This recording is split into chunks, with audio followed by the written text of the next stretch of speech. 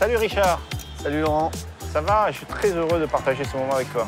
Écoute, moi de même, content de partager ces moments concernant ces 50 ans du maillot à pois. On est ensemble pour parler d'un exploit qui a marqué ce Tour de France 1992. C'est la longue échappée de Claudio Capucci entre Saint-Gervais et Cestrières, ce raid solitaire. Alors toi, tu as vu ça de près, raconte-nous. Et oui, j'étais échappé avec Claudio Capucci. C'était une grosse étape de 250 km.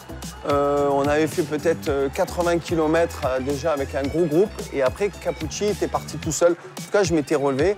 Et il avait fait, on va dire, les 80 derniers kilomètres tout seul. Mais il avait sorti quand même un grand exploit, hein, Claudio Capucci. Et il était porté en plus par les tifosi, les Italiens, parce que Cestrières, on est en Italie.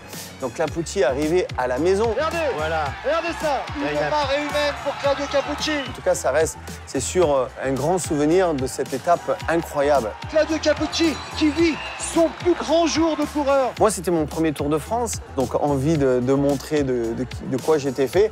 Et c'est échappé avec Claudio Capucci, qui était un coureur atypique, qui forçait, qui attaquait un peu partout.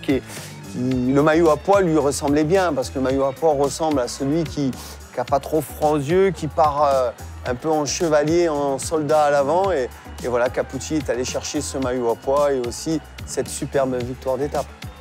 Qu'est-ce que t'en dis si on va rouler tous les deux maintenant, comme à l'époque? Mais je préfère qu'on aille sur un site un peu plat, non? Ah, t'es comme moi, t'aimes plus les côtes. Allez, c'est parti.